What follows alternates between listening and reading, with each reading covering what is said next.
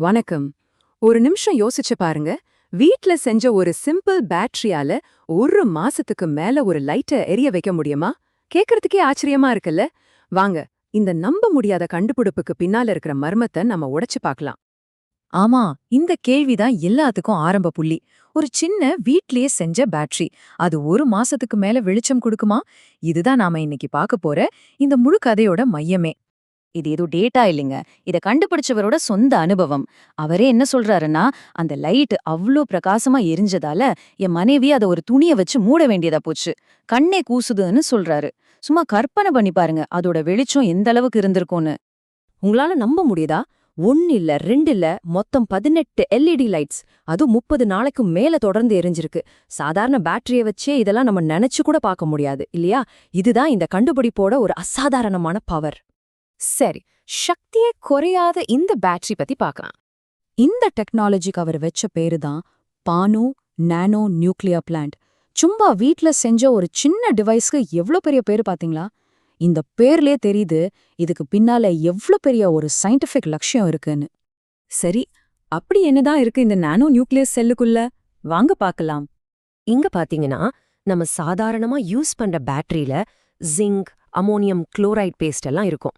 ஆனா இதுல அதுக்கு பதிலா கிராஃபைட், அப்புறம் ஒரு ஸ்பெஷல் KOH ஜெல் பாலிமர் டியூப்னு யூஸ் பண்றாங்க. இதுல பெரிய பிளஸ் பாயிண்ட் என்ன தெரியுமா? இது துருவே பிடிக்காதான் அப்படின்னா இதோட லைஃப் ரொம்ப ரொம்ப அதிகம். இத உருவாக்குறதோ ரொம்ப சிம்பிள் தாங்க.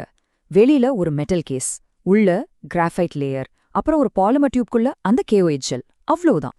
ஆனா இவ்ளோ சிம்பிளான பொருட்கள் ஒன்னு சேர்ந்து எப்படி இவ்ளோ பெரிய சக்தியை உருவாக்குதுங்கிறது தான் இங்க இருக்கிற மேஜிக். சரி, இப்ப நாம பார்க்க போறது கண்ணுக்கு தெரியாத ஆற்றலோட கோட்பாடு பத்தி. இந்த நானோ நியூக்ளியர் பவர் அப்படிங்கிற தியரி படி இந்த எனர்ஜி எங்கிருந்து வருது தெரியுமா? கிராஃபைட்ல இயற்கையாவே ரொம்ப சின்ன அளவுல இருக்கிற கார்பன் 14 ஐசோடோப்ல இருந்து தான். அதாவது அந்த கிராஃபைட்டே ஒரு குட்டி நியூக்ளியர் பிளான்ட் மாதிரி வேலை செஞ்சு எனர்ஜி ரிலீஸ் பண்ணிட்டுக்கிட்டே இருக்குன்னு சொல்றாங்க. ஆனா இங்கதான் ஒரு பெரிய ட்விஸ்டே வருது. அந்த லைட்ஸ் அவ்ளோ பிரகாசமா எரியறதுக்கு தேவைப்படுற பவர் கிட்டத்தட்ட 9 ஆம்ப்ஸ். ஆனா மல்டிமீட்டரை வச்சு செக் பண்ணா அது காட்டுறது வெறும் அரை ஆம்ப் தான். அப்போ மீதி 8.5 ஆம்ப்ஸ் எங்கிருந்து வருது, எங்க போச்சு? ஆமா, மீட்டரால கண்டுபிடிக்க முடியாத அந்த பவர் அப்போ எங்கிருந்து தான் வருது? இதுதான் இங்க இருக்கிற மில்லியன் டாலர் கேள்வி. இந்த மர்மமான சக்திக்கு அந்த கண்டுபிடிப்பாளர் வச்ச பேரு தான் இன்விசிபிள் ஆம்பியர், அதாவது கண்ணுக்கு தெரியாத ஆம்பியர். அவரோட தியரி படி இந்த எனர்ஜியை நம்ம கிட்ட இருக்கிற சாதாரண கருவிகளால அளக்கவே முடியாதாம். இது ஒருவேளை நம்மளோட தற்போதைய அறிவியல் புரிதலுக்கு அப்பாற்பட்ட ஒன்னா இருக்குமோ? இப்போ ஒரு சின்ன செல்ல இருந்து விண்வெளி வரைக்குமான ஒரு பயணத்தை பார்க்கலாம். அவரோட தொலைநோக்கு பார்வை ரொம்பவே பிரம்மாண்டமானது. அதாவது இந்த புது வகையான துருப்பிடிக்காத பேட்டரிய இந்தியாவிலே அதிக அளவுல உற்பத்தி பண்ணணும். அது மட்டும் இல்லாம எதிர்காலத்துல விண்வெளி பயணங்களுக்கு தேவையான சக்தி அமைப்புகளையும் இத வச்சு உருவாக்கணும்னு ஆசைப்படுறார்.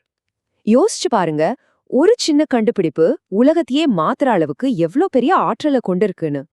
அப்போ இது ஒரு புரட்சிகரமான புதிய ஆற்றல் மூலமா, இல்ல இன்னும் தீர்க்கப்படாத ஒரு அறிவியல் மர்மமா?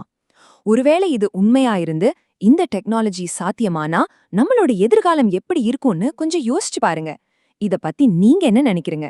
இந்த மர்மத்துக்கான விடை ஒருவேளை நம்மளோட அடுத்த கட்ட தேடல்ல இருக்கலாம்.